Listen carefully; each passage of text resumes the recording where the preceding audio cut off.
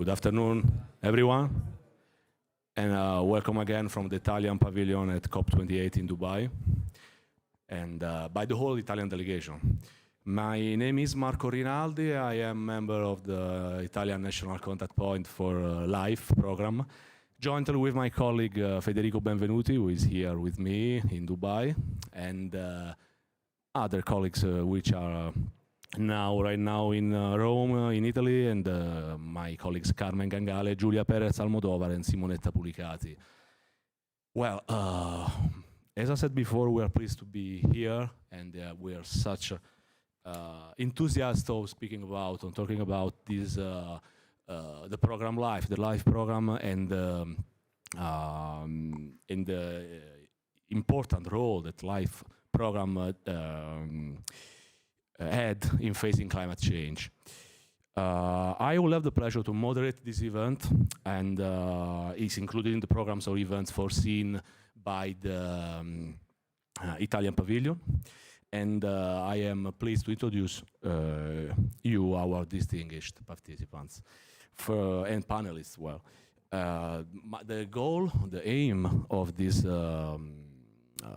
event is showing the opportunities offered by the LIFE program, which is the European funding instrument for the environment and climate action, and we're in the field of providing support for implementation of virtuous projects in 3 areas of intervention of the LIFE sub-program: climate change mitigation and adaptation.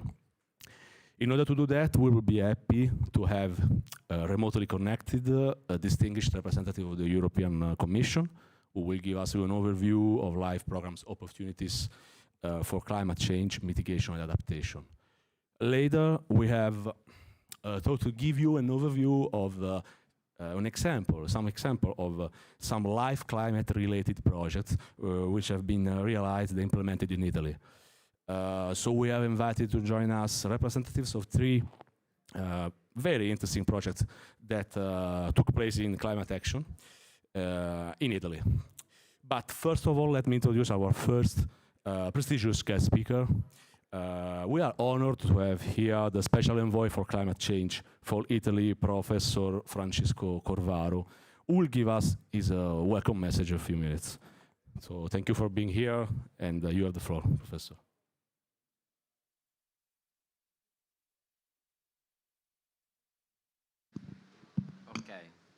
So thanks for the invitation. Sorry for the delay. A crazy day jumping to one stage to another. So I am very happy to stay here with you because the LIFE program is an important instrument for the environmental and climate action, and give us the possibility to support these important topics. We are at the COP, and we know how much is important to speak about climate change and to find money to invest in climate change. LIFE program gives a fundamental contribution to the objectives and targets of the European Green Deal. You know that the European Union decided to have this important rule inside the climate actions, because you know that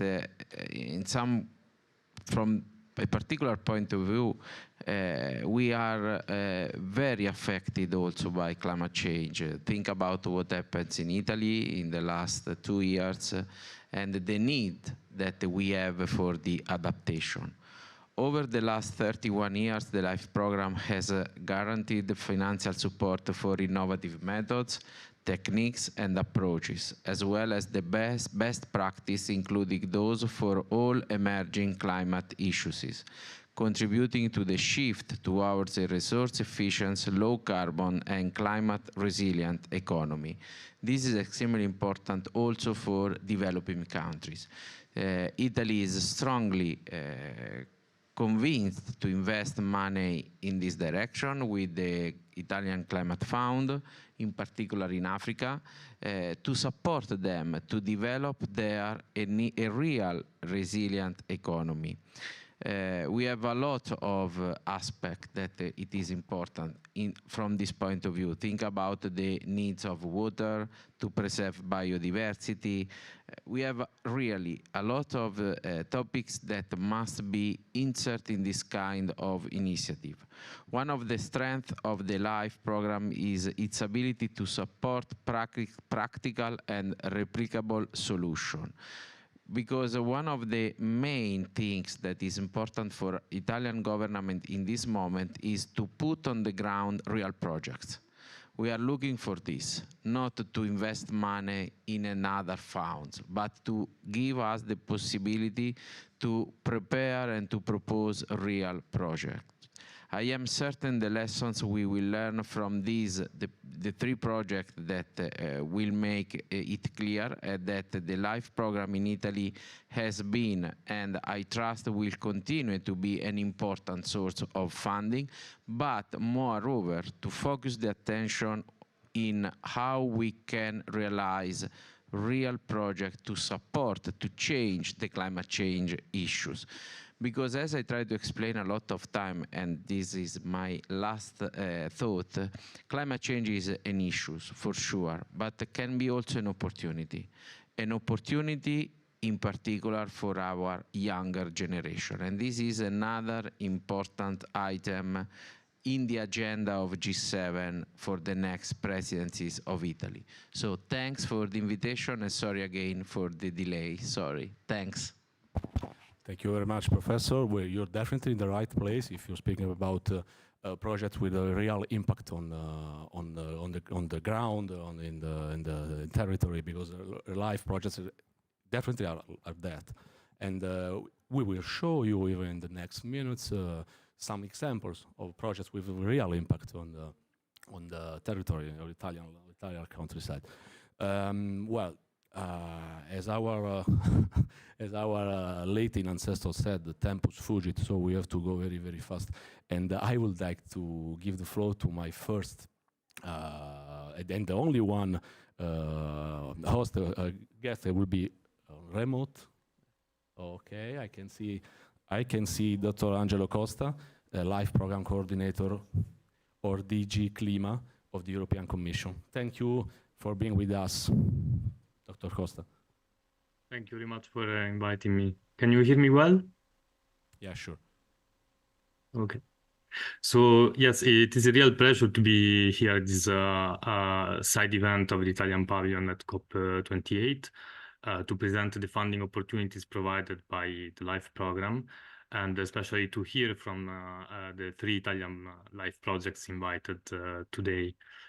I have a presentation with some slides. We could, I don't know if you see it. So my intention is to give you a quick overview of the main elements of the program that Special Envoy for Climate Change, Mr. Corvaro, was already highlighting in his speech, and present the activities supported by, especially the section of the program dedicated to climate action. So the LIFE Climate Change Mitigation and Adaptation Subprogram, and give you also some examples, in addition to the three ones that you will hear from today, some other examples of Italian LIFE climate projects. So while we are waiting for the slides, we start already saying that LIFE... Could you share your slides, please, Dr. Costa? Because we had a kind of... yeah, sure. Yeah, thank you. We share them.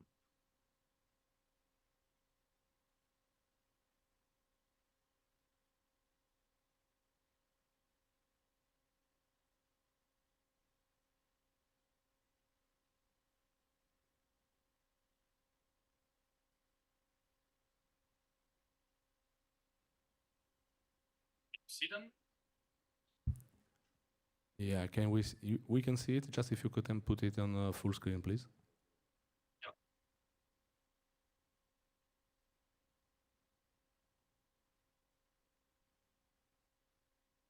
Thank you. Perfect. Okay, great.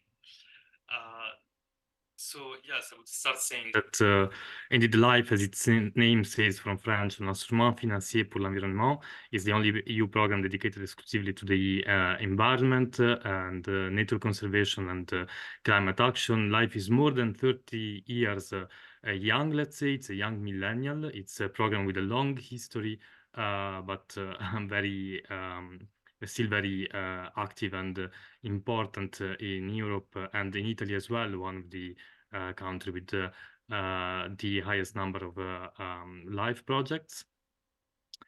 LIFE is contributing to the international commitments of the European Union, the United Nations 2030 Agenda for Sustainable Development, the Convention on Biological Diversity, and the commitments under the Paris Agreement, and is fully aligned with the objective of the European Green Deal, with projects that are pursuing Europe's ambition to become climate neutral by 2050 and decouple economic growth from resource use, providing financial support for innovative solutions and approaches that can help the just transition. So the goals of the Green Deal are fully reflected in the objectives of LIFE, which is set out in the Article 3 of the LIFE regulation. LIFE has 4 sub-programs: nature and biodiversity, circular economy and quality of life, climate change mitigation and adaptation, the protagonists of today's event, and clean energy transitions. And as you can see, the activities financed by the LIFE program through grants are focusing on developing and demonstrating innovative techniques and approaches to solving environmental and climate challenges, promote best practice behavioral changes, implement plans and strategies required by EU legislation. And the main element of the LIFE program, which is a small program but can have a strong impact in Europe, is that there is a potential to catalyze large scale deployment of successful solution. So support EU legislation, but especially provide models to copy and upscales. Who can apply to LIFE? Who are the eligible entities? Legal entities, both public and private bodies, so including non-governmental organizations, established in member states and also in associated countries. And this gives me also the opportunity to remind that in addition to Iceland, 3 more countries were associated recently to LIFE: Ukraine, Moldova, and North Macedonia. So entities from these countries can now apply to all activities financed by LIFE. LIFE calls for proposals are published annually on the funding and tender portals by the executive agency of the Commission, which is implementing the program, the European Climate Infrastructure and Environmental Executive Agency. As was mentioned already before, the LIFE budget 2021-2027 is 5.43 billion. And 947 million are especially allocated to the sub-program climate change mitigation and adaptation.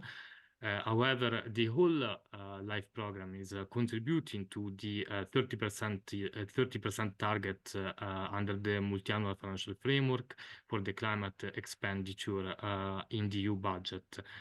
61% is the target for the climate expenditure of the LIFE budget. So all sub-programs in line with this integrated approach of having a holistic view of environment and climate challenges that the program is promoting. So this is the main novelty of the LIFE program 2021-2027, together with strong actions on the renewable energy efficiency, with the integration of the clean energy transition sub-program, but also a highest budget for nature and biodiversity and promotion of synergies with other funding programs like Horizon Europe. LIFE can support the demonstration of results developed under research projects financed by Horizon, but also programs such as the Innovation Fund, who launched recently in November 2 calls to support the large-scale deployment of projects in sectors such as renewable energy, energy efficiency, carbon capture and storage. And so results, and this happened already, there have been already live projects that have been awarded the Innovation Fund to deploy their results on large scale, upscale the results. I would focus now on the climate change mitigation and adaptation subprogram. The objectives of this subprogram are, of course, emission reductions and climate adaptation, so contributing to the objective of climate neutrality by 2050, and intermediate objectives of reduction of greenhouse gas emissions by at least 55% by 2030, and the 2040 target that the Commission is about to set with the publication of the impact assessment beginning of next year, and also the implementation of the EU adaptation strategy and all the adaptation strategy, national, regional, and local adaptation strategies in member states. There are two main types of projects, standard action projects and strategic integrated projects. The projects that we will hear from today are standard action projects. So they have a duration of, in average, 3-5 years with a maximum duration of 10 years, a co-financing rate of 60%. And these projects are mainly pilot demonstration and best practice projects that are contributing to climate neutrality, climate reduction of emission reductions, climate adaptation, but also activities to do capacity building within the private and public sector, to raise awareness on climate change. And there are three main areas that I will present now, which are exactly mitigation, adaptation, and governance and information. And then we have the strategic integrated projects. So these are the biggest one financed by LIFE. The coordinating beneficiary is a public authority, a regional, national public authority. The geographical scale is larger, regional, multi-regional, national, and transnational. And their objective is the implementation of certain strategic plans or climate change adaptation and mitigation strategies adopted by a public authority. And the main characteristic is that these projects are coordinated, a big amount of complementary funding from other programs to aim at the full implementation of these strategies and plans.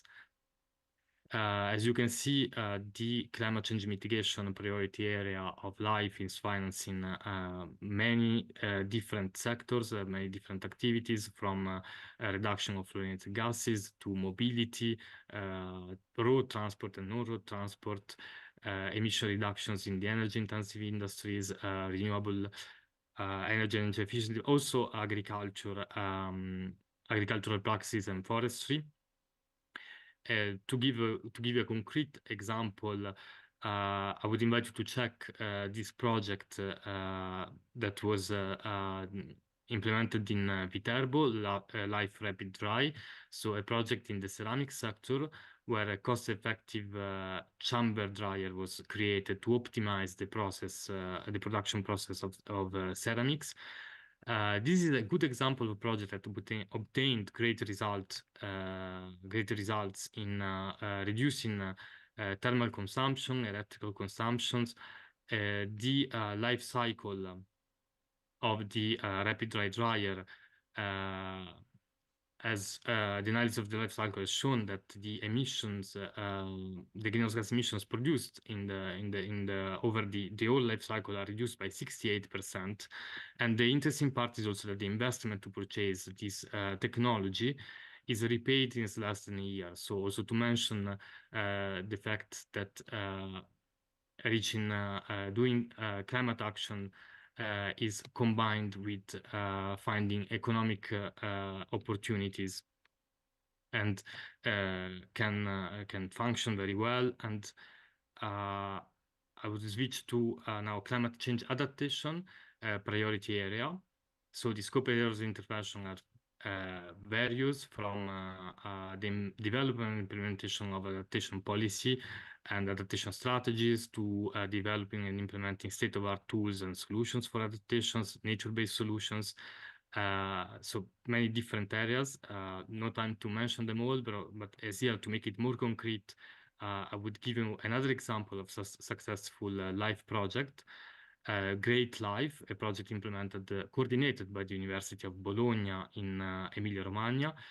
In 3 pilot farms, this project tested the replacement of maize with climate-resilient crops, but especially they created a community of consumers and stakeholders. So they tested and demonstrated the possibility of bringing to the market a product made from resilient crops. So I think this is the most interesting aspect of this project. And then we have climate governance and information projects, doing activities to raise awareness on climate change, capacity building activities, supporting the public sector with their drafting, for example, an ECP with involving all stakeholders with participatory projects, participatory approaches. So also here, I believe the slides will be distributed, so we will have all the list and relevant links. But I will show you a good example of Italian climate governance project, like Beware, which was implemented by 2 municipalities in Vicenza. And through participatory approaches and awareness raising on water retention and storage, they implemented climate adaptation measures, specifically on preventing flood risks, which is a problem that is very well known, very important criterion, and by increasing water infiltration and storage in urban and rural areas. So I would invite you to go to the LIFE database and check out also these projects and relevant reports. And I would give you also an example of a strategic integrated project. Strategic integrated projects, here you can see the list of climate neutrality plans, like the national energy and climate plans, but also national regional adaptation strategies or action plans, urban plans, so different kind of plans and strategies adopted by regional national public authorities that can be addressed by this type of projects. And under the LIFE Call 2021, there are currently 2, I believe, climate integrated projects ongoing, and this is the second one awarded, I think, since 2021. So, and this is Life Climate Expo, a project that is involving 8 regions, implemented in the Po River hydrographic district. Is as a national special case, and as a pilot area, they are implementing and demonstrating pilot measure to boost adaptation to climate change through a climate smart management of water resources in the area of the river basin district. So implementing measures of the national adaptation strategy, but tailored to the local characteristics and climate peculiarities of the Po River district. So this is another project that just started, signed the grant agreement this year, and also would invite you to check their website to know more about it. Here in the slides that I believe will be distributed, you can find all the links to the website where you can find more information on the LIFE. You can look the info days videos from April 2023 with information of on the calls. The next info days will be in April 2024. With the publication of the new calls. The dates are not yet public, but will be published soon, beginning of next year. and the LIFE project database, where you can find all the list of LIFE projects, and of course the LIFE national counterpoint, the Italian counterpoints who are doing great work in the Italian ministry to support applicants in preparing their applications. And I would conclude Sorry, with... Dr. Costa, thank you very much. Please, could you conclude, please, since we have very tight times, please. Yes, yeah, of course. Thank you. I will conclude just with a quote from our Commissioner Hoekstra, reminding us how nature and the climate challenges are interconnected, and an optimistic note on the fact that LIFE projects are developing solutions that will help us fight climate change on the ground. And thank you very much. Thank you again, Dr. Costa. I'm sorry for pushing you, but very, very tight scheduling. So I'm sorry for having pushing you, but thank you very much again for this very interesting overview about the opportunities offered by the LIFE program in the field of climate change, mitigation, adaptation, above all. And well, we will have time, I hope so, to have questions and answers sessions in the end of our meetings. But now I would like to start our journey through the Italian LIFE projects that have been implemented recently in our country. And this is why I'm pleased now to introduce our first guest. It's Dr. Luca Filippi from the Central Emilia Reclamation Consortium and project manager of the LIFE project Agriculture, which is livestock farming against climate change problems posed by soil degradation in the Emilian Apennines. So, Mr. Filippi, you have the floor, please. Tell us more about LIFE Agriculture. So thank you a lot for inviting us. It's really a pleasure to be here. I would start by launching the video, first of all. Then we'll say something about the project.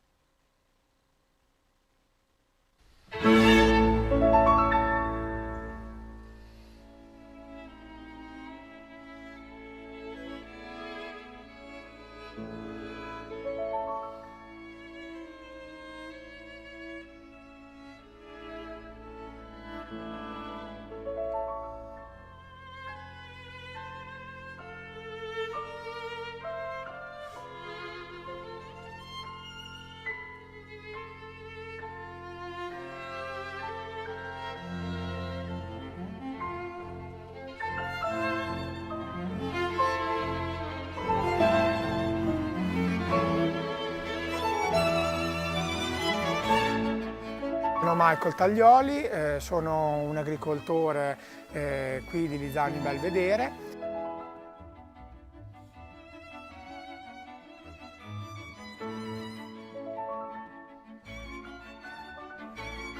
E sono partito nella mia azienda a fare la maggior parte della superficie su sodo, facendo sia rinfettimenti di prati, sia seminando grano e orzo.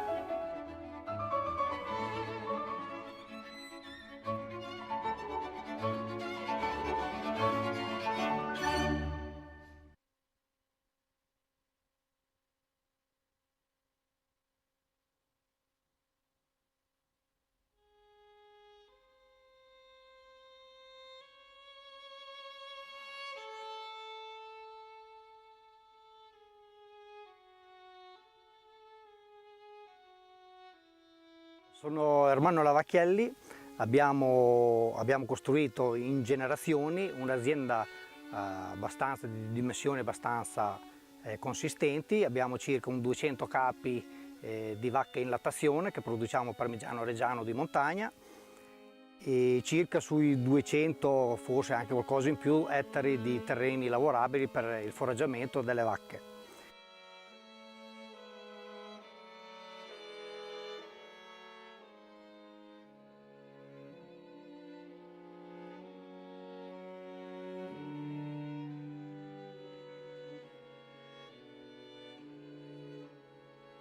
Per l'anno scorso abbiamo fatto addirittura un altro campo prova, tra virgolette, e abbiamo fatto una semina su sodo e come potete poi vedere dalle immagini direi che lì siamo proprio stati, come posso dire, al 100% perché abbiamo fatto, come si vede, un gran raccolto.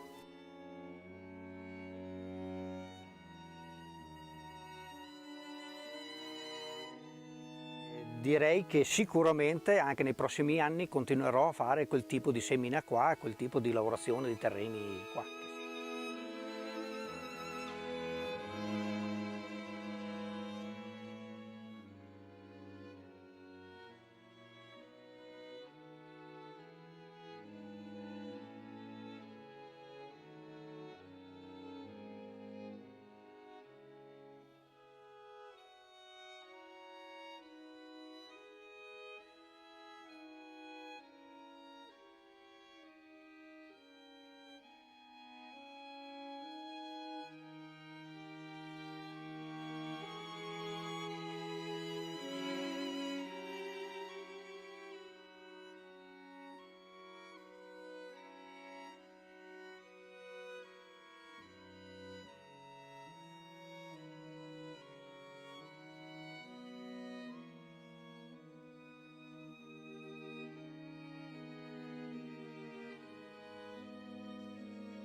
Pensare un po' più in lungo, un po' più in grande, cioè in modo diverso, perché cambiamo l'aspetto del territorio da com'era, quindi allora dobbiamo ideare, studiando sul territorio, come farlo perché resti fermo.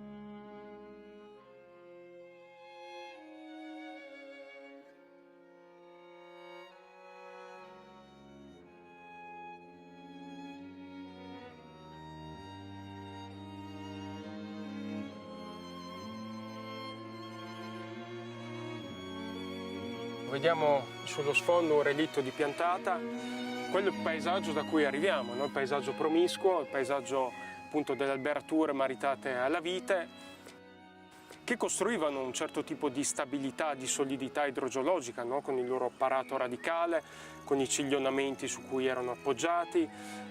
Ecco, il superamento di quel paesaggio, no? E la costruzione di arativi di maglia più ampia necessita oggi, no? Di ripensare la stabilità idrogeologica di questo territorio con interventi diversi. No?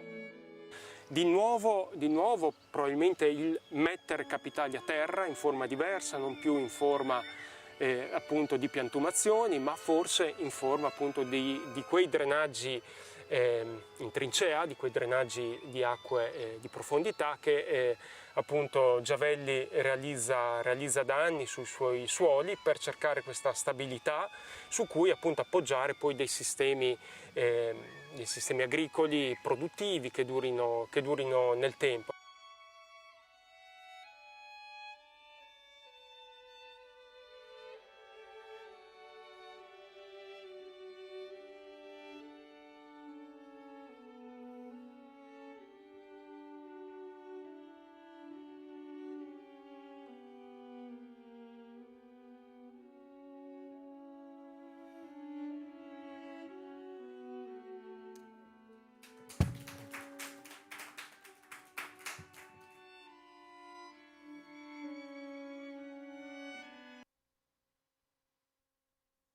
Thank you. So with the presentation. So you saw 3 micro stories from these 3 years of activity of life agriculture. There would be many more micro stories, but at least you saw something. Okay, life agriculture started in 2019, September, and it will end actually at the end of February 2024. So today we can tell you the most of the results of the project, not everything. So it was promoted by 2 watershed management authorities, Consorzio di Bonifica dell'Emilia Centrale, the public body for which I I also work. Another watershed management in the province of Modena, and a research center on livestock production, and a national park. We'll see later why this partnership is quite relevant for the activity of this project. So, as you could see in the movie, the project investigates the climatic efficiency of the livestock system of the Emilian Apennines.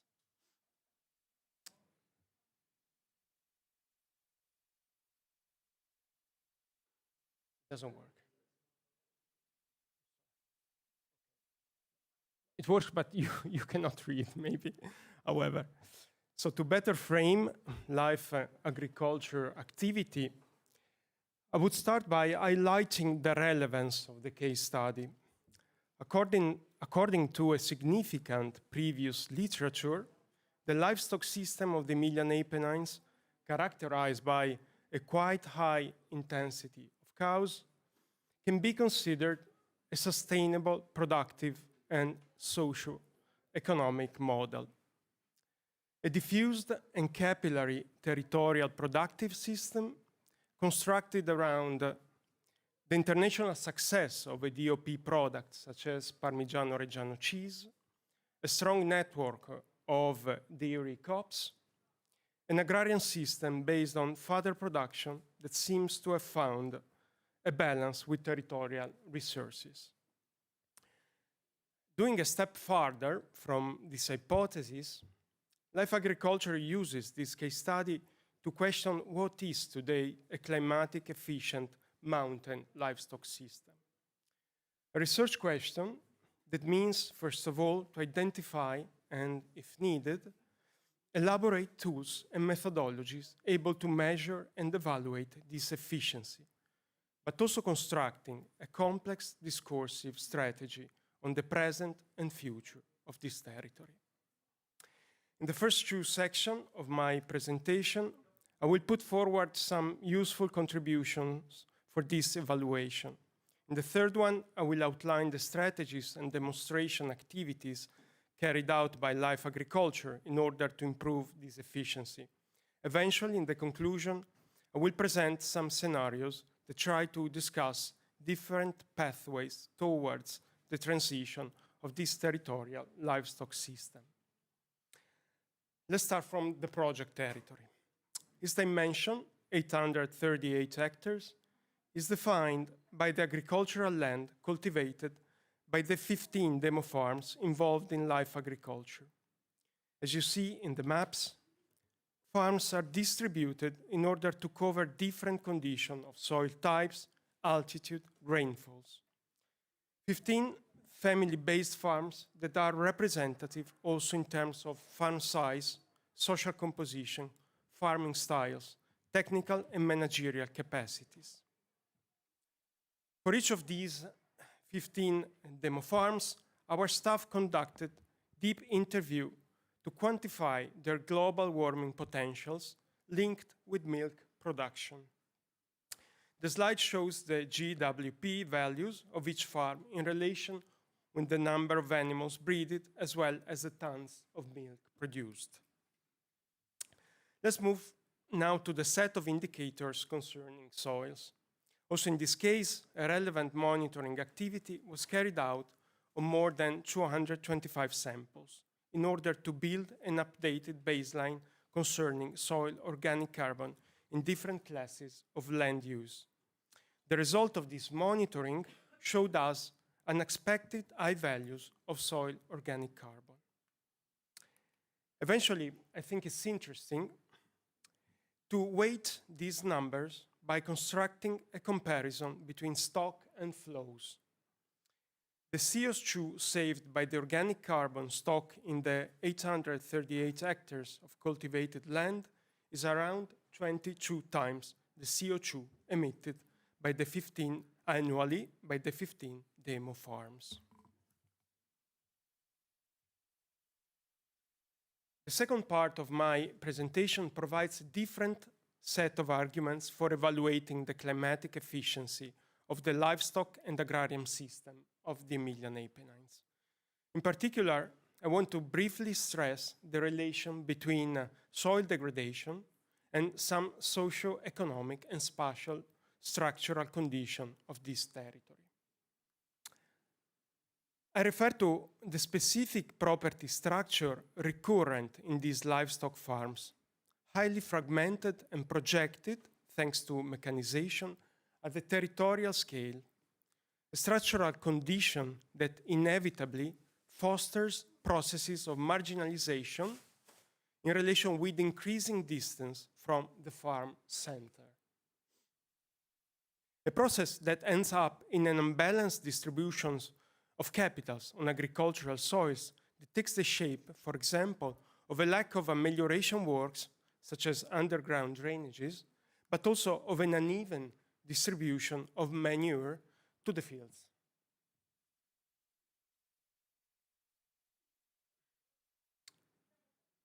A further structural condition affecting soil degradation needs to be found in those landscape transformations, functional to mechanization and specialization of further production, that ended up, as you heard in the video, in compromising that hydrogeological stability that traditional agricultural landscapes had constructed over centuries. Let's take a look now to the strategies implemented by Life Agriculture to improve the climatic efficiency of this agrarian and livestock system.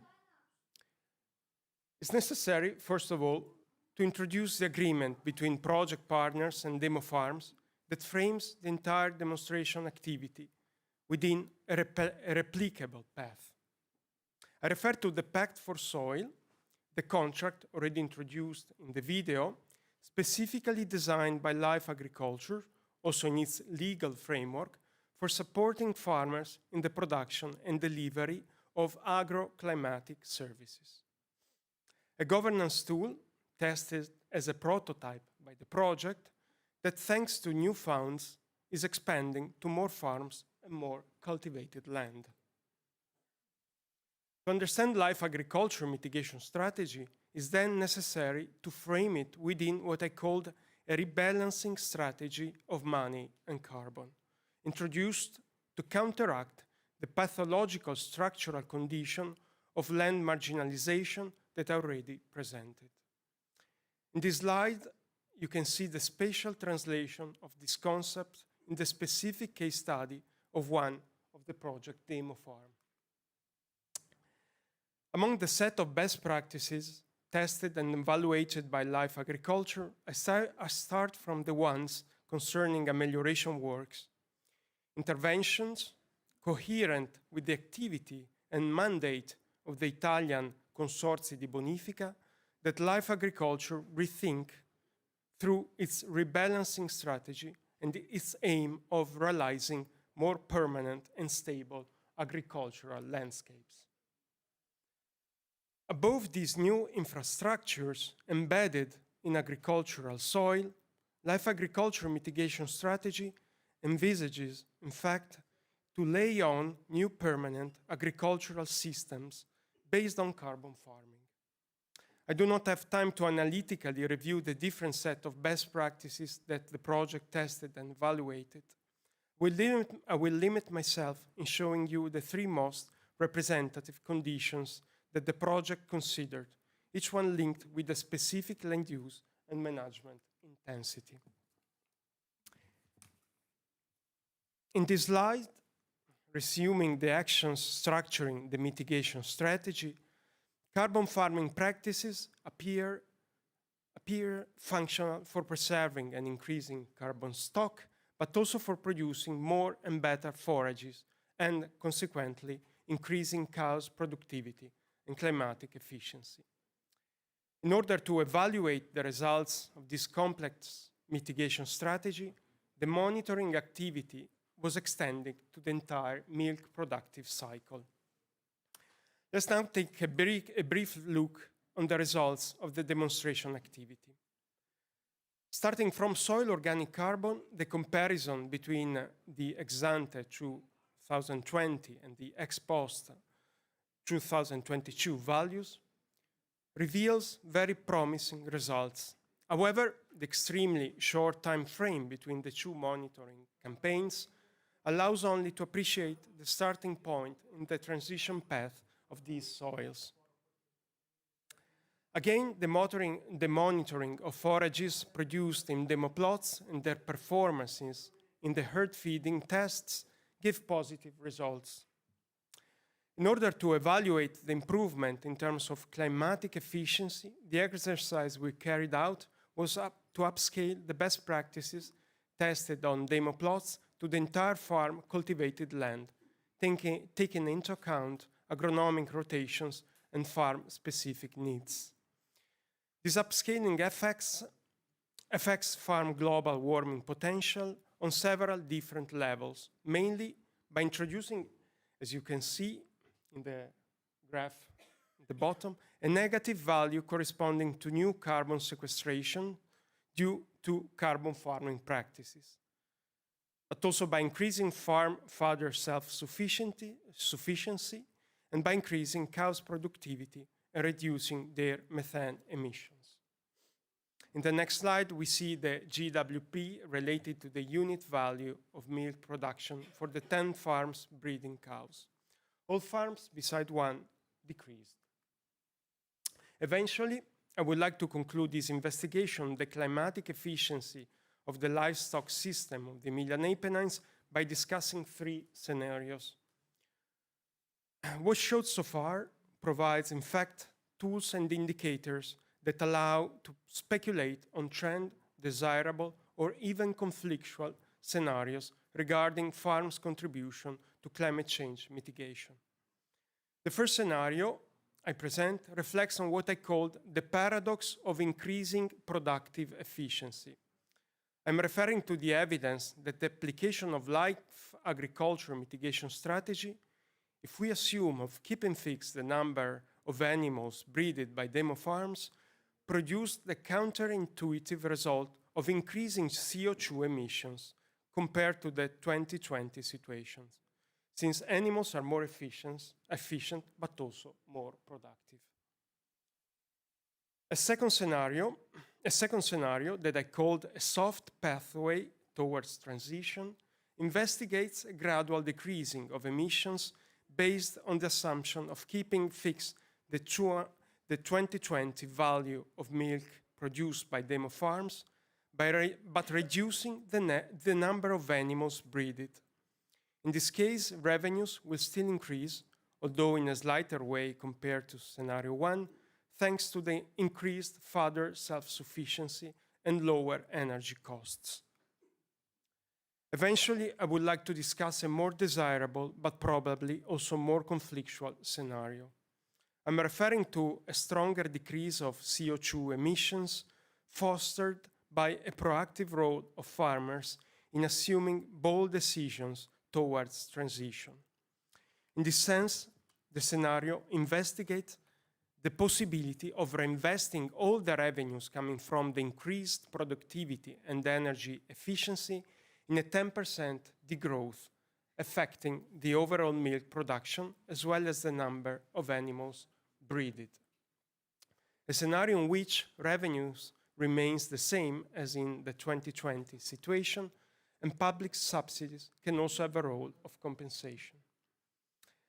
To conclude, I would like to stress again what I think is the contribution that life agriculture can bring here today in this major forum. An analytical, conceptual, but also discursive strategy to understand and discuss the climatic efficiency of a mountain livestock system. Thank you. Thank you, Dr. Filippi. I will pass the floor fast right away to the second of our projects related to that will be exposed by Dr. Cinzia Davoli from the Metropolitan City of Milan. The project is a Life Metro Adapt, and I would invite her here to the floor. We will see again a short video and a short explanation of this project. Thank you. Thank you. Thank you for having me. And Good evening to everyone. What you're gonna see is the framework of my today's speech. And okay, there's a video, I think. Okay, one more. So this video was produced by us during the Life Metro Adapt project using only paper. It's a cutting paper. It's animated by stop motion, and I hope you can enjoy it.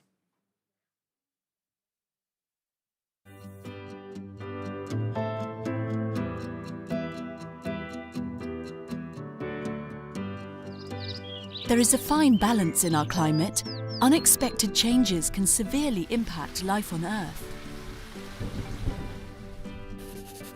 Greenhouse gas emissions deriving from human activities increased during the last decade. Excuse me. Excuse me.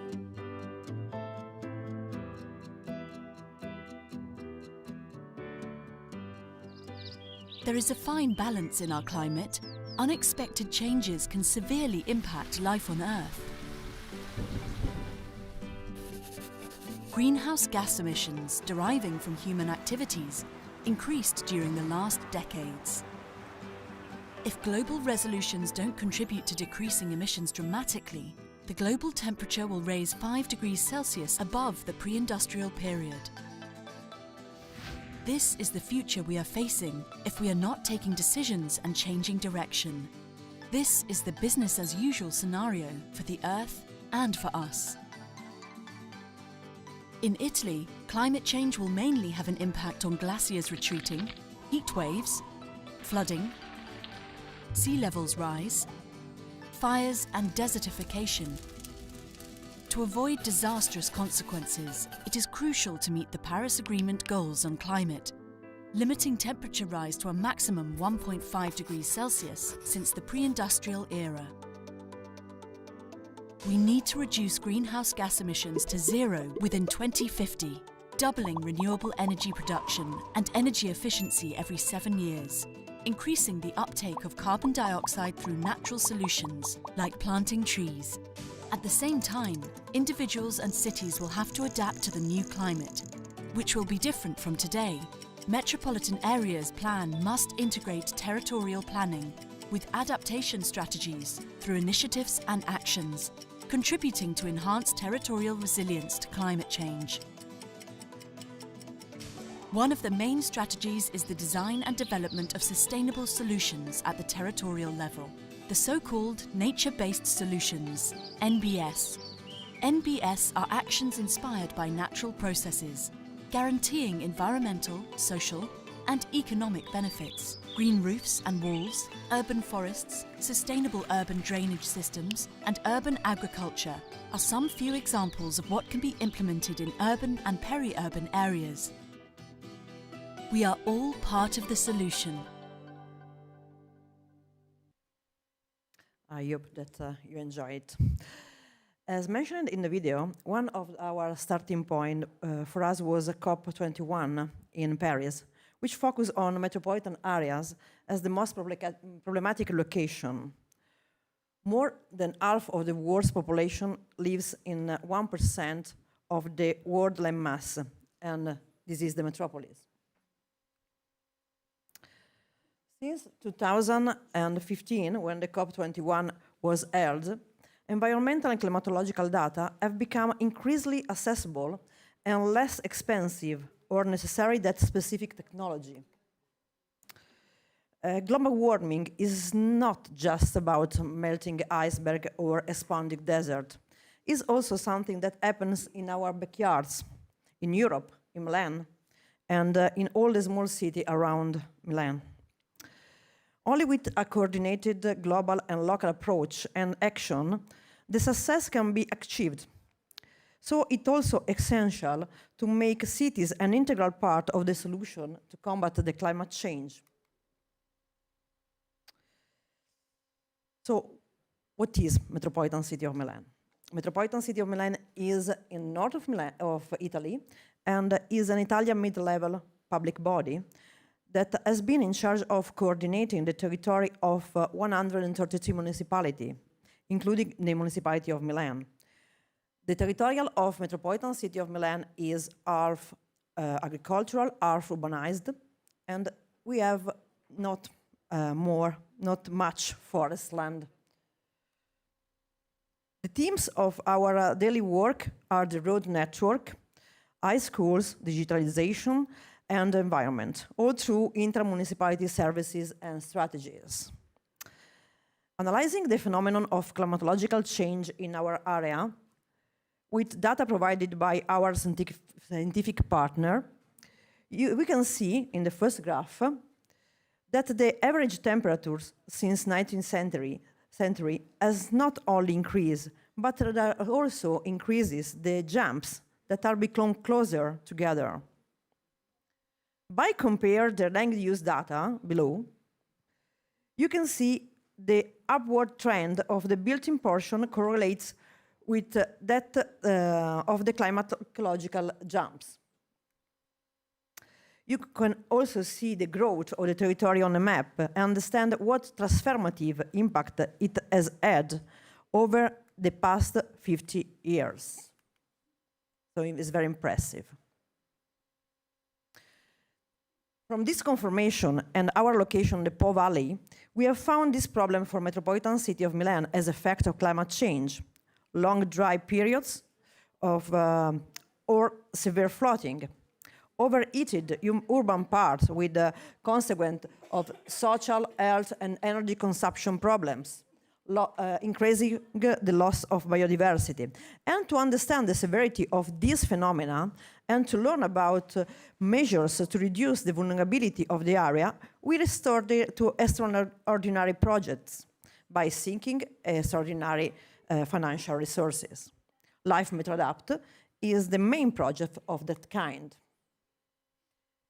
The LIFE MetroAdapt project started in 2018 and ended in 2021. We worked with 5 local partners, data, climate change, stakeholders, engagement experts, and urban planner, to create structured governance to incorporate adaptation into the policy action of our area. I would also like to take a moment to tell you it was also a very enriching project, professionally and personally, a real life changer for me and for our organization. And the European Commission also evaluated it very positively by giving us the Best of the Best award this year from the top European project against climate change. And as you can see, I was very happy, and I also very happy today. This is the logical outline of the LIFE MetroAdapt project. And today, we will focus our attention on the threefold main circle of, on the left.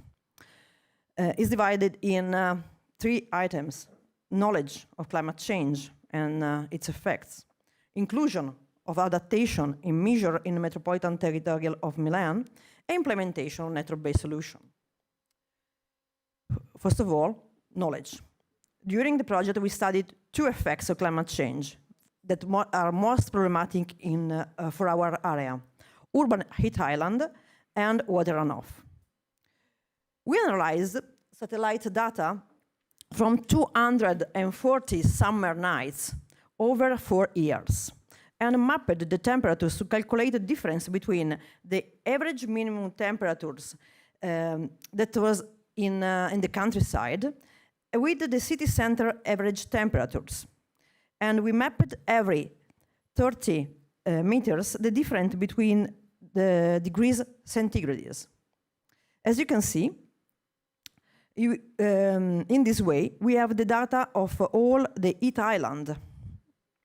The image above, you can see that metropolitan city average is quite 2 degrees. In the image below, you can see that in the city center, you can have a difference of temperature of 4 degrees. But if you think that 2 degrees is not a lot, it's not so much. Think about you, think about your body.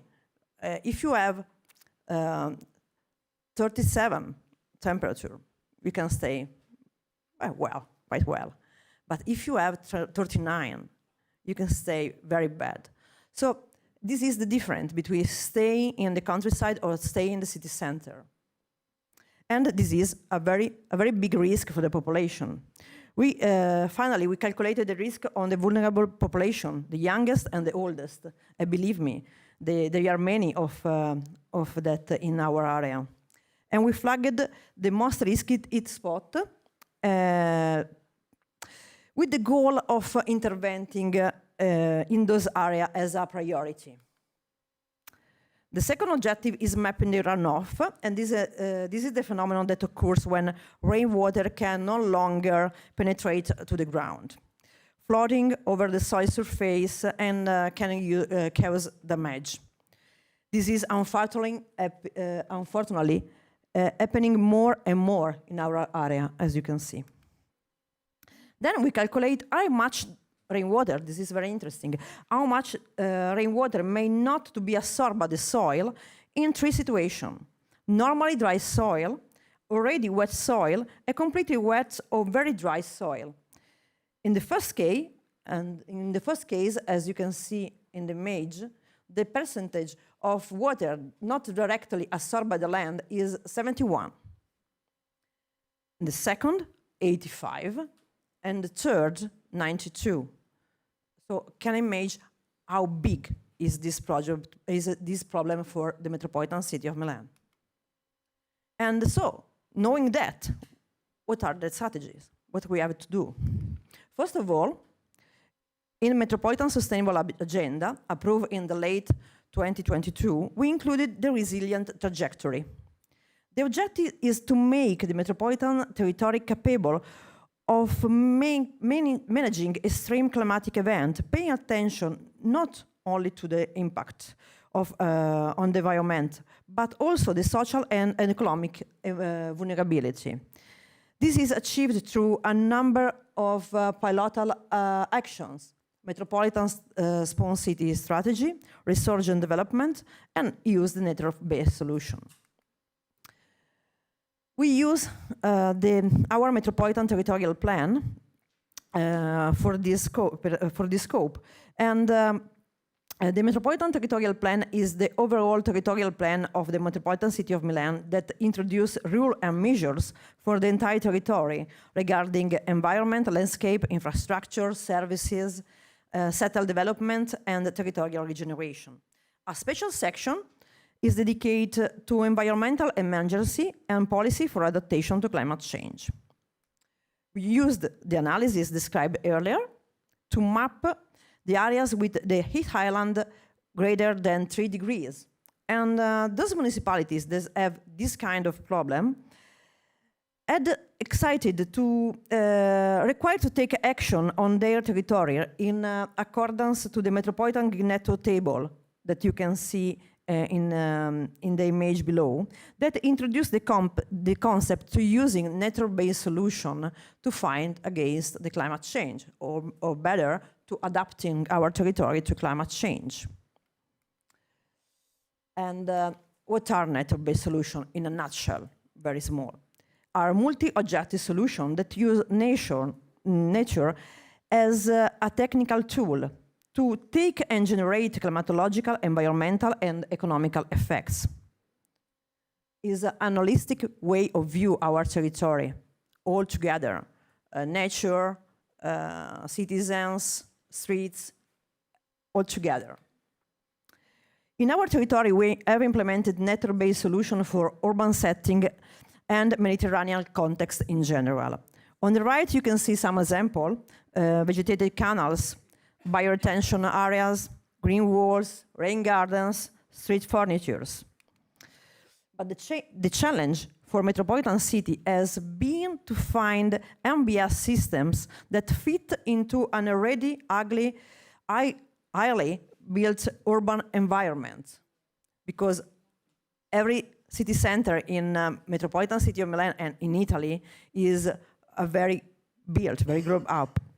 We choose nature-based solution structures that could be integrated with historical and urbanized centers to transform them while maintaining their use and functions.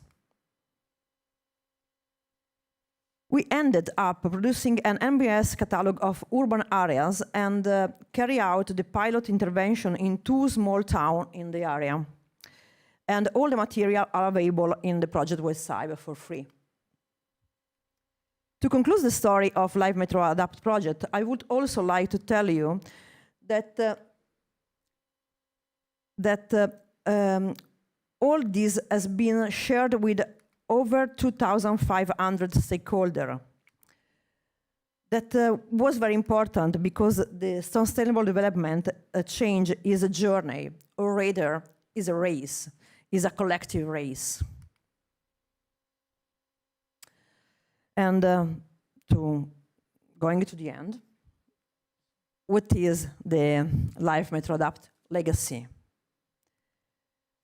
One of the things that we did with Life Metro Adapt that makes possible to replicate our experience in different contexts is the 6 steps support tool for creating and evaluating urban adaptation plan. You can use it directly from the website, is full open access. And this is our journey, which started already in 2016.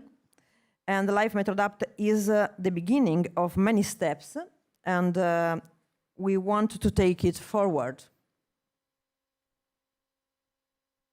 We have presented more than 24 projects in the last 8 years.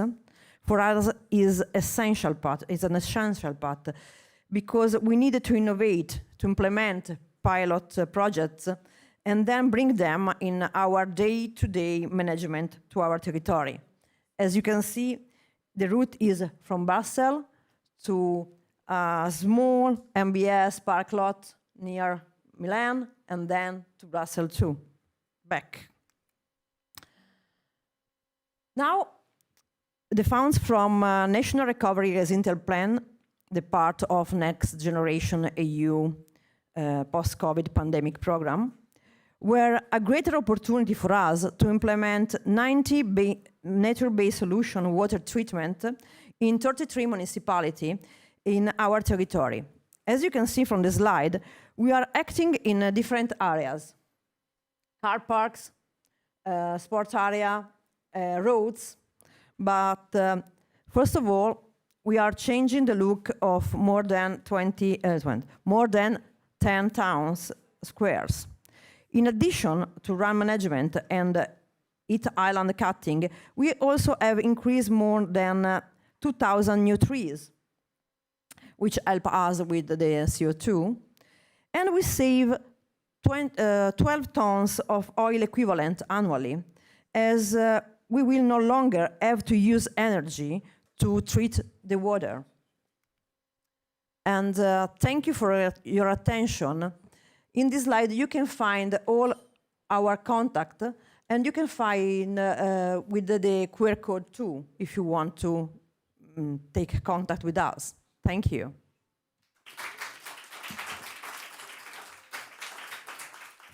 Thank you, Dr. Davoli. As I said before, these projects have a big impact on real life of citizens, European citizens, and so this is just one of the cases of, and these two, even the previous one, are just two of the cases with this huge impact on the European county land. Well, that's and also cities. I wish we could have more time to discuss about the impacts and the results of this project, but we have to really go fast, unfortunately. And I will pass the floor directly to the Professor Simone Borghesi, which is the director of the Florence School of Regulation Climate, which is a research group of climate change of the Robert Schuman Center at the European University Institute of Fiesole. You have the floor, Professor. Thank you.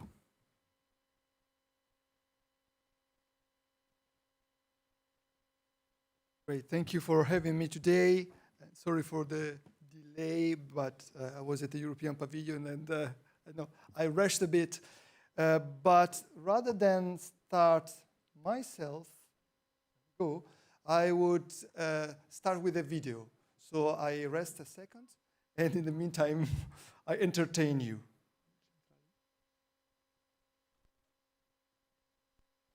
Putting a price on carbon is one of the most cost-efficient ways to reduce emissions. This is why a growing number of countries is adopting carbon pricing, including emission trading schemes, or ETSs, in which certain polluters can buy and trade permits for the emissions that they cause. Today, 28 jurisdictions have an operating ETS, and many more are under development. However, we still know too little about how ETSs function and affect competition, social equity, and environmental outcomes on the way to net zero emissions. LIFE is a project co-funded by the LIFE program that started in January 2023 and runs until the end of 2025. The aim of the project is to create an observatory for the assessment of the EU emission trading system. The different project activities will contribute to a better understanding of how ETSs function and how they can cooperate. At the core of the project is the research that is produced by our team at the Florence School of Regulation, together with our external collaborators. In particular, we want to improve the usability of the EU transaction log, the database that tracks the activities in the EU emissions trading system. From a researcher's perspective, the transaction log is lacking some crucial information for assessing the system. By matching the information with the other databases, we can improve the usability of the data. This allows us to ask new research questions and to define new indicators on the functioning and the effects of the EU ETS.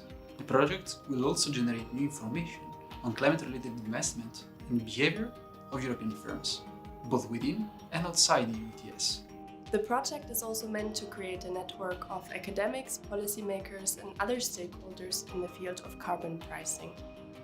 Regularly, we invite international experts to Florence to discuss those questions that are being faced by ETSs all over the world. We organize a yearly workshop and a conference on the assessment of ETSs to compare the economic models and discuss the outcomes of the latest studies in the field. In addition, we develop dissemination material, including podcasts, blog posts, public events, and publications. The results of the research form the basis for discussion at our annual Net Zero Carbon Market Policy Dialogue, one of the highlights of the project. The Policy Dialogue brings together experts and regulators worldwide to discuss how the development of carbon market cooperation and integration can help reach climate targets. Because climate change is a transnational problem that can only be solved by working together.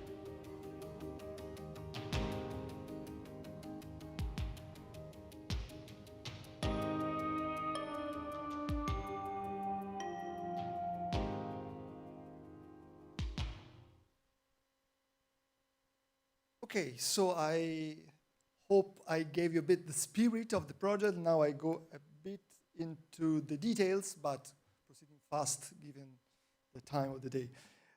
So as it was saying in the presentation, we just started this year, and the project will run for 3 years until the end of 2025, and EU funding is equals to 60%, and we are located in Florence, and the project is research and governance in the LIFE call. The context is that there is an increasing number of countries that aim at climate neutrality by 2050 or 60 or 70 in the case of China and India respectively. And this map shows which countries are pledging for what. Some are in law already, the climate neutrality target, others in policy document, others just proposed. But what is clear is that to achieve this target, we will need carbon pricing. Probably not the only instrument, but certainly one of the main instruments. And emission trading systems are a tool that goes in that direction. They are also known as cap and trade because the regulator sets a cap, level of maximum emissions that can be produced, and then allow polluters to trade the allowances among themselves, and this leads to a price, the carbon price. ETSs now cover 55% of global GDP, 1/3 of the global population, and 80% of global emissions, and are those that are represented in blue in the map. But there are also other jurisdictions, 20 other jurisdictions, where ETSs are either under development or under consideration. So it's spreading fast at the world level. For this reason, we think that strengthening international carbon markets is very important. It's somehow the future of this instrument. It is in line also with Article 6 of the Paris Agreement. Therefore, we felt there was a need for a better assessment of the ETSs and for international carbon market integration. And that's how the LIFE COAS project was born. COAS stands for Collaborative Observatory for Assessment of the EU ETS. It's a quite complicated expression, but the acronym is fancy because it recalls the Nobel Prize, Ronald Coase, who gave key contribution in setting the idea of the ETSs.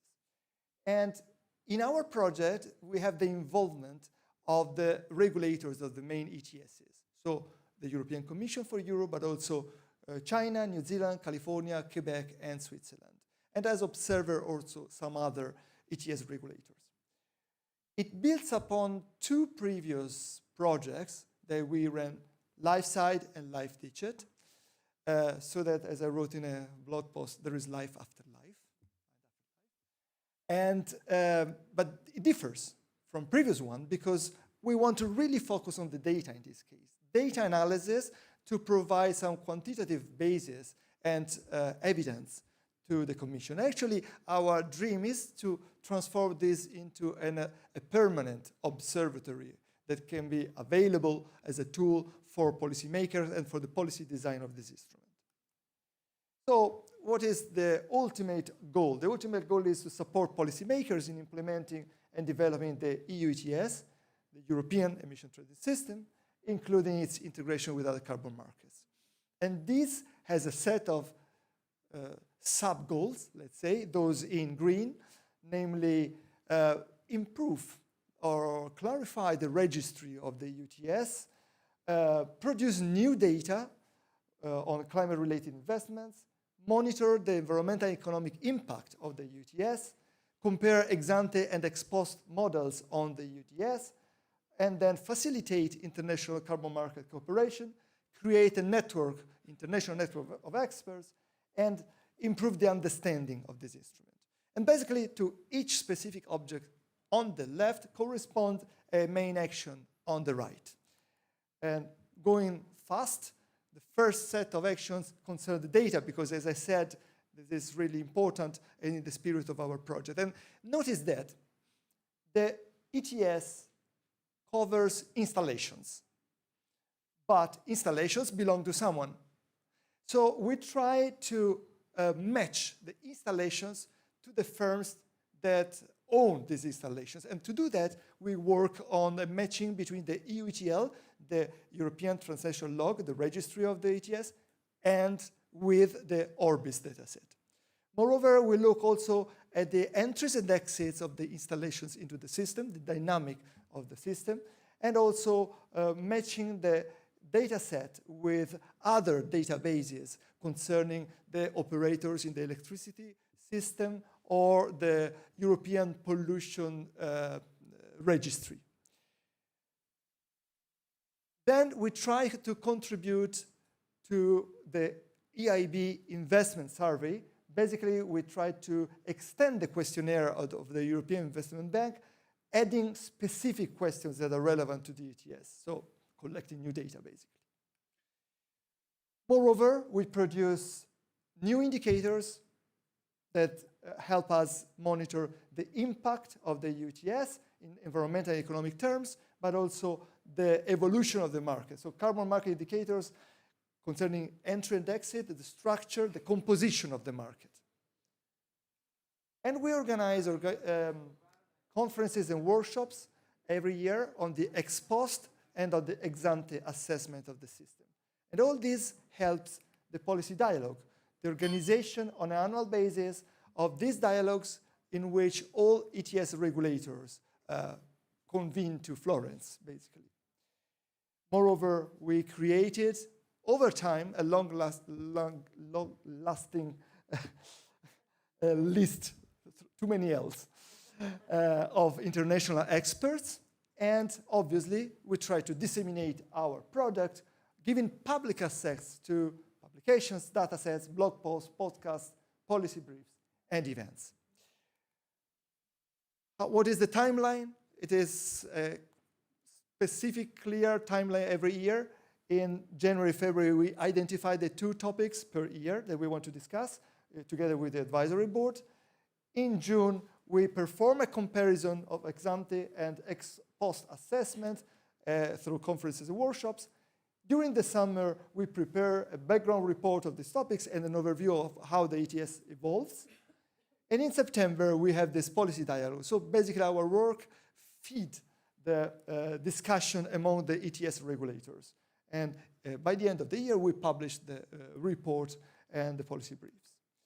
Every year, we go for something new. So this year, we decided to focus on competitiveness and distribution effects because we felt these were really the key timely issues at the moment. But we have a list of things that we want to discuss in the next 2 years. The evolution of the prices, negative emissions that are a key element to get to net zero, the extension of the ETS to other sectors, so important now that the ETS is extended or about to be extended to building and transport, and then the implementation of international carbon markets, Article 6. Let's see what comes up from COP28 on this, and linking across ETSs. This is the long list, this time I got it right, of members of the advisory board that I have the privilege to co-chair with Joseph Becke, who was former director of DG Climate, now professor at UI. And as you see, we have scholars from many different countries, but also members of stakeholder industry representatives and so on. And this is the project team. You met it virtually in the video. So Ian Devon, who is the project manager, Albert Ferrari, Lea Heinrich, Matteo Mazzarano, Marie Roth, but we have also external collaborators that come from different institutions abroad. Jana Brel from the Climate Transition Risk Modeling, Baran Doda and Teresa Wilgrube from Adelphi, Professor Paul Ekins from the University College London, and Sebastian Osorio from PEAK, the Potsdam Institute of Climate. And, well, the pictures tells where we are, and obviously not in the Brunelleschi dome, but in the villa above. So we really look forward you to come and visit us. And if you cannot do it in person, please do it virtually and stay tuned on our next events. Thank you.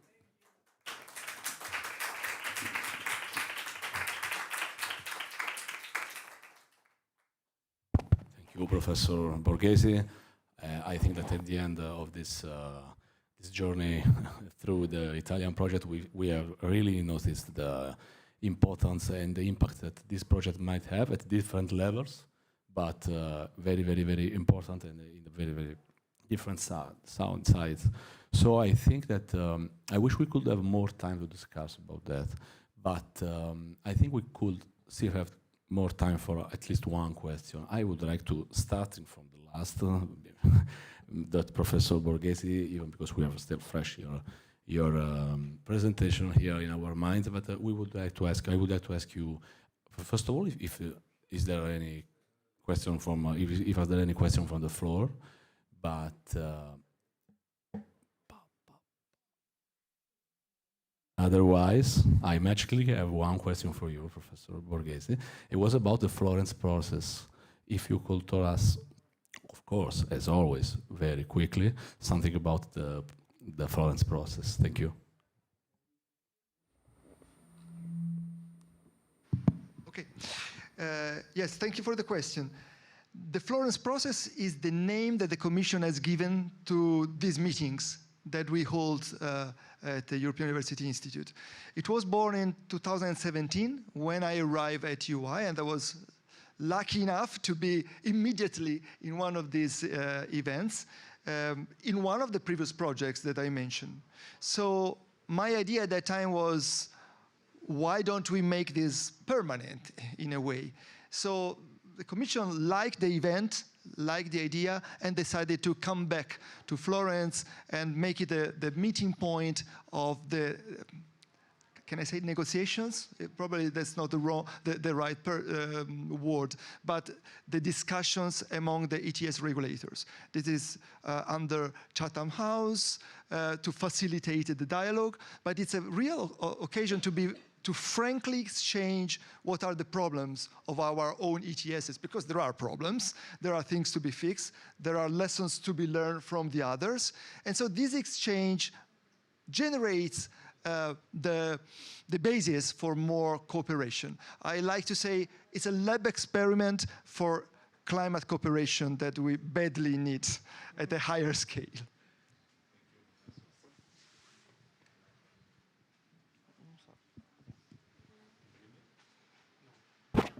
Thank you, Professor. Can you hear me now? Yeah, okay. Thank you for this question. Look, I think we are running out of time, but maybe we might have one final question. But please, I would like to ask a question to Dr. Davoli, but please, if we can be, we can be very, very fast, please.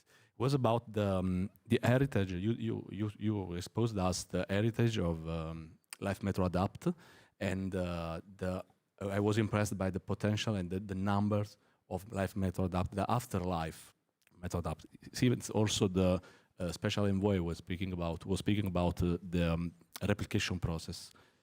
Just something. Thank you. Okay. Yes, thank you for your question. I will be very quick. And we talked, while we are doing the project, we talked that we have to image the public administration as an open source environment. And so we, as you can see before, we published a lot of tools, and they are full open access tools and open source, so we can share with the other public administration, not only the data, but the tools and the files too. So because we are in the mindset that this is a real collective race, and we have to share with each other, and we are growing so fast because of this point of view. Thank you, thank you. And last but not least, Dr. Filippi, we've seen your presentation. Just a very easy question for you, maybe the lesson learned from your experience and from the presentation. Thank you. Yes, I would say that the narrative that I assumed tonight in my presentation tried to question our capacity of evaluating a livestock system. So I tried to say that it's not just a matter of having accounting tools, and also because of my background, I'm an architect with a PhD in urbanism and landscape. Let's say I brought a different perspective also on, let's say, socioeconomic aspects, but also about the understanding, the deep understanding of traditional agricultural practices and landscape, for example. Then eventually, yes, I would like also to stress another point. I heard a lot moving around to different pavilions today about, let's say, mobilizing capitals for realizing this transition. And I guess my presentation also tried to question the issue of what we do when these capitals are not available. No? So we need also to, let's say, think about this scenario. Thank you. Thank you, Professor. Thank you. Well, I think that at the end of this very, very short presentation, because we could be here even speaking a lot of time, a lot of more time, but unfortunately we are not time. But I think that it is clear the different perspectives, as you said before, Luca, and the approach that might be also different on live projects, but with a real concrete impact on Italy and the whole Europe. And so, for these reasons, I hope there might be other chances in the future to discuss again and to talk about the LIFE program. And for sure there will be. Before concluding our meeting, I just would like to really thank all of you who have been here, all the people who is online following us through our YouTube channel, and of course, we are, as national counterpoint, Italian national counterpoint, we are based into the Italian Ministry of the Environment and Energy Security in Rome, and you can find us as a partner and someone who can help you in writing your proposal, in creating your proposal, and any kind of support and information related to European LIFE program. And last but not least, I would like also to thank the technical team, which supported us in a very, very professional way, and especially my colleagues, Paola Geronzi and Francesca Rocchi, who are the deus ex machina of all this, and also Giuditta, for sure, Giuditta, of course, and who also have been fundamental for the realization of these events. And thank you very much, and stay tuned for the next events related to LIFE program.